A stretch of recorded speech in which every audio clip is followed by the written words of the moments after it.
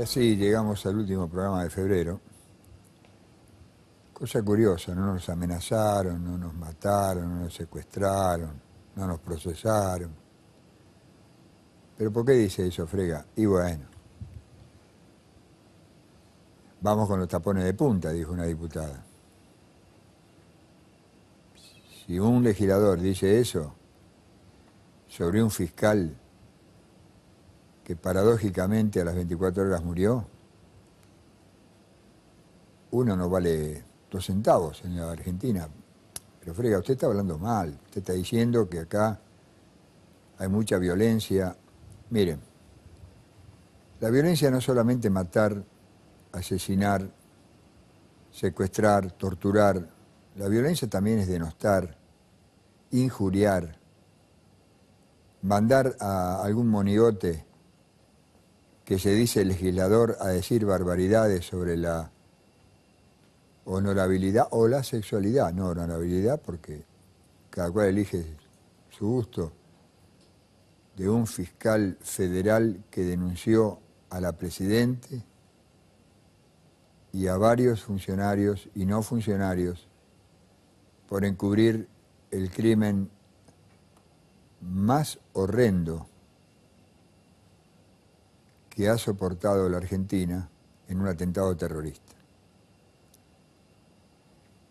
Yo creo que no fue el más horrendo de todos los crímenes en la Argentina. Creo que el bombardeo a Plaza de Mayo fue horrendo, pero no fue un atentado terrorista. Fue un operativo de fuerzas militares también genocidas, que nadie juzga ni nadie declara que haya violado los derechos humanos. Claro, no mató montoneros. Mató gente que salía del colegio, salía de su trabajo. Pero la violencia verbal de la Presidenta, con la ironía, es tan grande que es peor que un misil en la frente de cualquiera. Y se suman los amanuenses, esos cachivaches políticos que supimos tener y que los tenemos en el Congreso, para colmo algunos, diciendo barbaridades, denostando a un hombre que puede haber sido cualquier cosa, hasta puede haber consumido drogas, hasta puede haber hecho orgías. Tuvieron un ministro de la Corte Suprema que no tiene mucho de actividad moral en su vida, como tampoco lo tiene un juez federal. Pero eso no quita que haya investigado bien, eso no quita que haya sido, yo no digo que haya sido lo que acabo de decir, sino, por más que se probara eso, que no era un hombre de familia, que era un hombre con una vida media disipada, no cambian nada la acusación, no cambian nada la investigación, no cambian nada que lo más probable es que haya sido asesinado. Por eso, en este clima de violencia, vemos el libro de pases abierto. Vemos como el peronismo se va tratando de reagrupar en algo que le parezca más viable y más honesto. Frega, ¿usted quiere decir que Scioli no es honesto? No. Scioli no tiene ninguna denuncia. ¿Qué denuncia tiene Scioli? Yo creo que tendría que ser un poco, no valiente, porque es valiente, pero un poco demostrar la valentía. Dar el portazo y decirle al peronismo, vengan a mí. Porque si no va a ser la última cena con apóstatas y va a tener no un Judas, va a tener 12 Judas alrededor. Porque de los traidores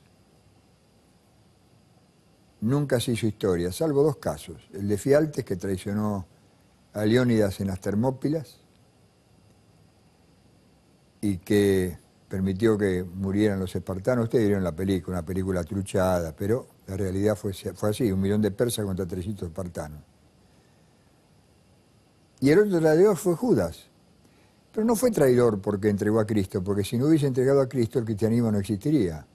Fue traidor porque se suicidó y es la negación de Dios. Nisman no hubiese podido ser enterrado o sepultado de la manera que fue si para la comunidad judía hubiese sido suicidio. porque ellos siguen con ese precepto antiguo de la civilización judío-cristiana. Quien se suicida está negando a Dios. Por lo tanto, no puede estar con los que aceptan a Dios y saben que van con Él. Entonces hay un montón de cosas para analizar que nadie analiza. Pero yo me pregunto, ¿por qué el peronismo tiene que migrar? ¿Por qué el peronismo tiene que buscar otras ofertas? ¿Y por qué hombres prestigiosos del peronismo están dentro de ese parámetro? Hablamos de Reutemann. Reutemann no nació peronista con Menem, era peronista, nunca había ejercido la política. Scioli dice que él no se hizo peronista con Menem, era peronista. Lo mismo se podría decir en algún momento de Macri, que alguna vez fue peronista. Pero nosotros los hombres del periodismo y de la política sabemos que algo está muy podrido en Dinamarca. ¿Y saben lo que está podrido en Dinamarca? El poder político que nos gobierna. Porque tienen pánico que este muchacho que estaba prófugo, lo capturó Interpol, venga y hable. Están esperando que se lo lleven a Uruguay, para que hable allá.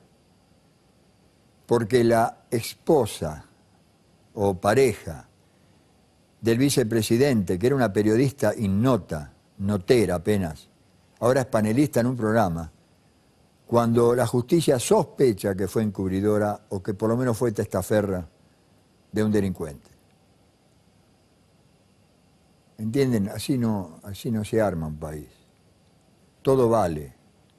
Samid va a ir a bailar a lo de Tinelli. Samid es amigo mío. Alberto es un hombre al cual yo quiero mucho. Pero me parece que del grotesco no se escapa, no se va. No se sale. Peloni. ¿Te imaginas Peloni bailando en lo de Tinelli? Y bueno, todo era posible. ¿Se imaginan a alguna de las figuras representativas de la defensa de los derechos humanos a Cortinas bailando en el programa de Tinelli? Todo puede ser. Tinelli es capaz de cualquier cosa. No hablo mal de Tinelli, él tiene razón, él hace su show. Pero si ustedes iban por todo, Tinelli va por ustedes. Tinelli no se comió lo de este muchacho Capitanici. Y el show de Tinelli no va a resolver una elección, pero va a descalificar a algunos. Quizás no ayude a ganar, pero sí ayude a perder. Ya lo hizo en alguna oportunidad, por acción o por omisión. Hoy vamos a estar con Octavio Frigerio, que vuelve, se sienta con nosotros después de algún tiempo de sabático que se ha tomado, y vamos a analizar también a De la Sota, porque De la Sota es un peronista que tiene un idioma tan peronista, tan convincente. ¿A dónde lo metemos? ¿A dónde lo ubicamos? ¿Dónde entra? ¿Dónde cabe? Porque desperdiciarlo hubiese sido igual que también desperdiciar a Reutemann, a pesar de que no tenga la práctica política que ha tenido De la Sota en todos estos años, ni la administración pública que ha realizado. Vamos a hablar con ellos, pero les vamos a decir algo. Si para Aníbal Fernández había 50.000 personas en la marcha bajo la lluvia, yo les voy a decir algo. Que se compre anteojos muy largos, que busque asesores conscientes, que eche al jefe de policía que le dijo que eran 50.000 personas de la Federal, porque no sé si 400.000, creo que más. Además bajo la lluvia. Y a ese señor que se le dio la posibilidad de vulnerar el principio básico de la Iglesia, que el matrimonio es hombre-mujer, porque ellos quisieron matrimonio, no unión civil, a ese señor le digo que tiene razón. Kirchner nos defecó en vida y nos orinó en muerte. Vamos a la pausa.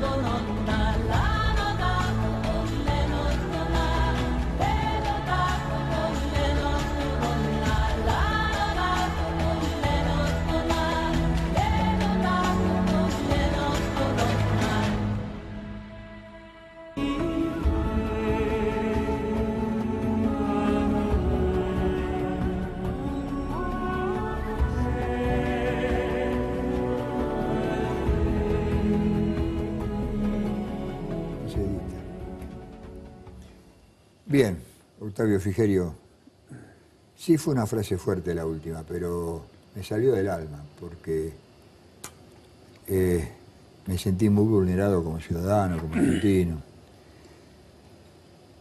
Vos, que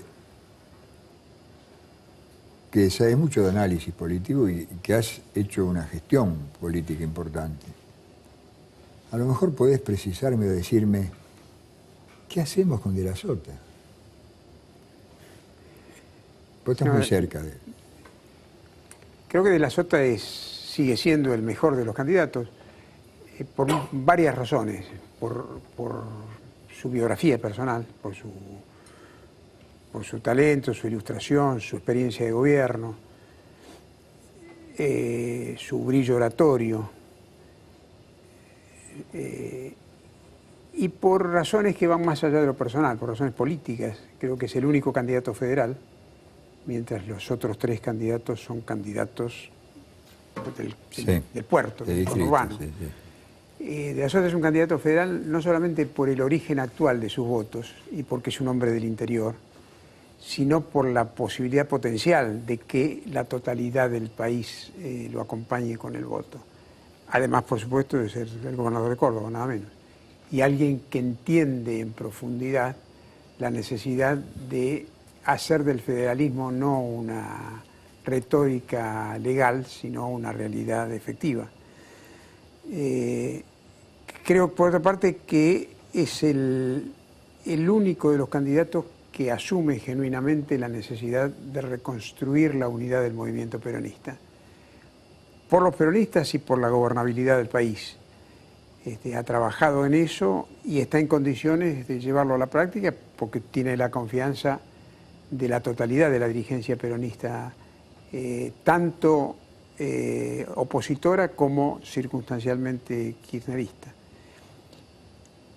Y por último, creo que es el mejor candidato porque tiene la posibilidad, por su llegada al votante independiente, a la clase media independiente sobre todo, de tener éxito si convoca un vasto frente nacional que agrupe a ciudadanos de distinta procedencia política en torno a la media docena de políticas de Estado que es indispensable llevar adelante para sacar al país de la profunda crisis en la que nos vamos a encontrar en el 2016. Porque el año último de gestión de Cristina es un año de sobrevivencia a cualquier costo, donde todas las variables económicas están siendo distorsionadas para poder llegar de la manera menos electoralmente perjudicial. Lo que naturalmente acumula explosividad a lo que va a ocurrir en el 2016. Pero esto en relación a Sota, pero te quería hacer un comentario. Hoy por hoy el título de tu programa, El Fiscal, es en realidad parece un título de diario, sí, porque sigue siendo el asesinato de Nisman la noticia fundamental, las derivaciones criminales, digamos, de la investigación y las implicaciones políticas. En el medio de análisis que en realidad han coincidido bastante, porque la realidad es bastante obvia por su parte, ¿no es cierto? Vos aludías a la marcha recién, yo la marcha la recorrí en detalle. Y me llamaron la atención varias cosas. En primer lugar, a diferencia de las anteriores marchas opositoras, de los cacerolazos, el importante componente juvenil que había en la marcha, ¿no es cierto? Lo segundo, algo a lo que vos aludías recién, la cantidad, porque fue una marcha con muchas idas y venidas, con mucha gente que llegaba, se quedaba una hora, se iba y era sustituida por otra. Claro, claro. Digamos que la realidad es que el total de participantes, en definitiva, fue muy superior a esos 350 o 400 mil personas que correctamente estimó la metropolitana. Además hay algo que Alejandro del Rosso había hecho hincapié. También había muchos ancianos. También había gente de todo. Abuelos con una criatura. Efectivamente. Lo vimos con Héctor Vargas, que estaba al lado mío. Lo tenían en un cochecito los abuelos, bajo un techo de un kiosco de diario. Pero nadie se fue. Cuando la presidenta hizo un acto en Plaza de Mayo, con todo un espectáculo, de golpe empezó a llover, como ese día, y la gente se fue. Y ella, al rato, porque aparte de ser incontinente verbal, ni siquiera se da cuenta de los errores que comete. Al rato dice, bueno, paró de llover, la gente volvió, qué suerte, vamos a tener la fiesta. De esta marcha no se fue nadie. Bueno, pero esta marcha yo creo que nunca, mucho tiempo va a pasar por otra marcha de esta. Fue algo terrible para mí la gente que fue. Y no la llevaron en micro. Sí, en Por eso micro, en micro de línea. Me da bronca a mí que ahora la presidenta quiere hacer ella un acto, pero ella lo hace con movilización de micro, eso no es un acto como esto, no que es ideológico. Dejalo. Y el otro elemento del análisis es que el carácter auténticamente federal de la marcha, es decir, se movilizó gente en todo el país. Sí. Me contaba, por ejemplo, un amigo sanjuanino, que conoce su provincia porque fue intendente de San Juan, que a los sanjuaninos no los llevas a una movilización ni a punta de pistola. Es igual que los santiagueños, y menos la de la siesta. Y hubo 10.000 personas en la plaza central de San Juan, ¿no es cierto? Como testimonio de que fue el país entero el que se movilizó. Aparte otra cosa, hoy ves a la presidenta hablando que le interesa sacar de la agenda a Nisman, no se preocupa por la muerte de Nisman, por los familiares y por todo, solamente sacarlo de la agenda, es el único. Pero no lo puede sacar de la Bueno, es lo que agenda, va porque está en tratando. el corazón de la gente. Porque a la gente no le mataron un fiscal, le mataron la justicia, que es mucho más grave. Se objeta desde el oficialismo la marcha por opositora, condición que efectivamente tuvo. Fue una marcha, en primer lugar, profundamente democrática.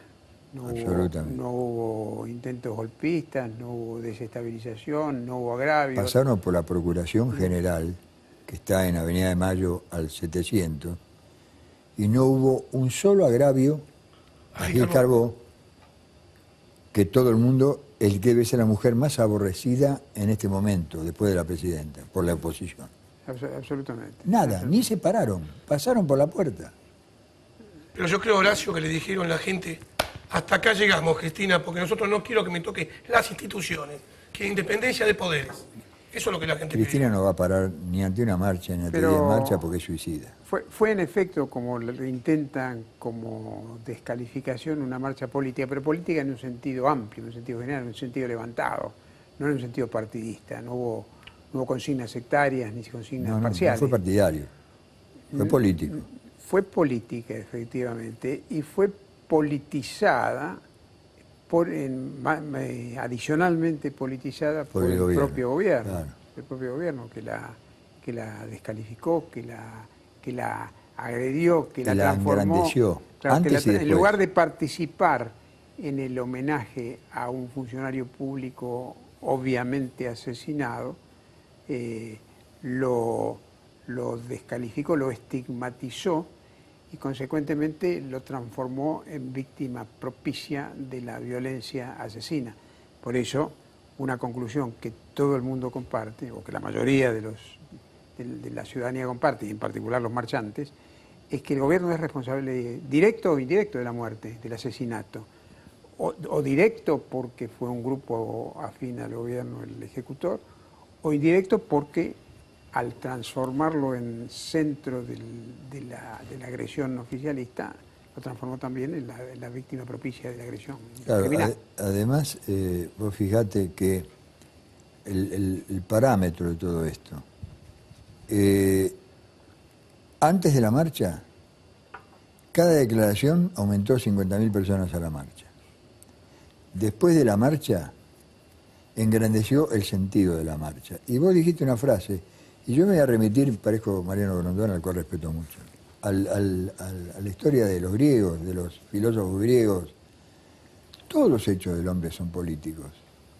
Desde el primer grito que pega en la vida, cuando le dan el chirlo, que no sé si en la época de los griegos y los romanos se lo daban, el primer grito del hombre es político. Primero fue la política y después la historia. La historia narra lo político, pero no lo partidario. Es decir, fue una marcha política, sí, fue política, porque pedían una política de Estado que reivindicara la República, que significa la división de poderes.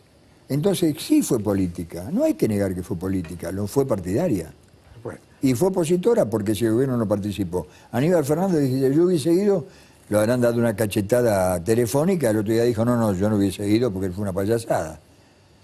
Sí, las encuestas además son concluyentes, ¿no es cierto? En primer lugar, nadie cree en la hipótesis del suicidio y sí, en cambio, en la del asesinato, y la intención de voto y la imagen del gobierno Bajó 20 cayeron puntos. de una manera catastrófica, absolutamente catastrófica, ¿no es cierto? Incluso de aquellos que, no siendo el gobierno nacional, no se diferenciaron lo suficiente de las descalificaciones del gobierno a la marcha, como por ejemplo Daniel Scioli, ¿no? Exactamente. Cuya intención de voto fue golpeada duramente por su falta de Lo diferenciación. arrastró de la caída. Vamos a una pausa, después volvemos.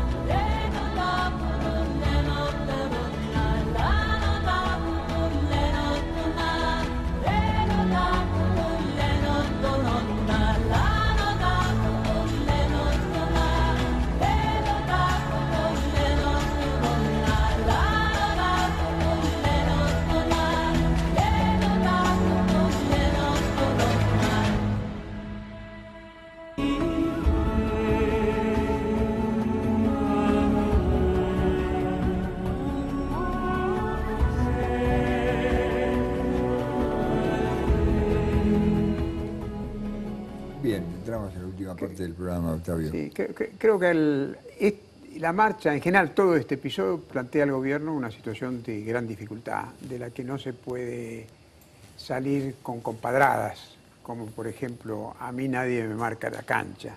Sí, claro. Creo que eso tiene una sola solución inteligente, que le vendría bien al gobierno y al país, que es requerir del auxilio externo para la investigación criminal. Es lo único que le puede devolver a la investigación y al propio gobierno algo de credibilidad y hacerlo emerger de este clima de incredulidad pública colectiva en la que está inmerso.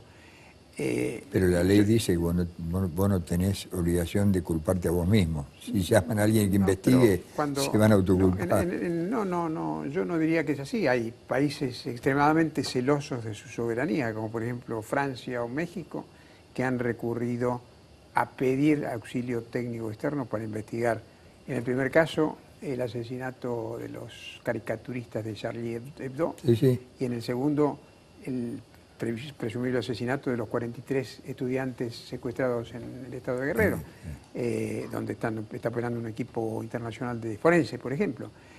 Yo creo que la Argentina tiene que recorrer ese camino si quiere que se avance en la investigación y que la gente crea que en efecto se investiga. Y es miembro de organismos a los cuales se les puede pedir sin desmedro de... Bueno, Menem trajo a la Mossad, a la FBI. Por supuesto. Pero en este caso, la Argentina es miembro de la OEA, por una parte, de la Organización de Estados Americanos, que tiene una comisión de derechos humanos, y es miembro de la ONU, que también tiene mecanismos institucionales que se podrían hacer cargo, Pero a lo mejor ya de la propia investigación, ya de supervisar la investigación que está haciendo el... Pero a lo mejor tiene miedo de que descubran la verdad. Y es sin culpa. Vos hablando de eso, Horacio, vos fíjate que ahora pasó lo que yo te venía diciendo ayer en el bar, comentándote. Denegó ir el socio de Vudú a Uruguay y va a quedar libre. No queda detenido, lo dejan en libertad. Y tarda como 2 años en hacer, si tiene un abogado hábil, en hacer la extradición. Como 2 años, pero no puede o salir, nunca. Pero no puede salir allá. Pero va a tener un costo para el país, Pero no y puede especialmente salir. para el cristianismo terrible eso. No puede salir Porque acá. vos hablás de credibilidad. Esto la gente lee eso y el tipo está libre, ¿qué credibilidad tiene? No, la gente Pero no este cree nada. gobierno no tiene ninguna credibilidad. Cero credibilidad. Es decir, él no va a Uruguay porque en Uruguay lo van a obligar a hablar. En Uruguay no puede andar, no tiene jueces adeptos ni fiscales adeptos, que son la minoría, gracias a Dios Claro. son la minoría, pero todas las causas caen en esa Claro, minoría. pero nosotros viste que hablábamos ayer, no sabíamos si quedaba detenido. No queda detenido, queda en libertad.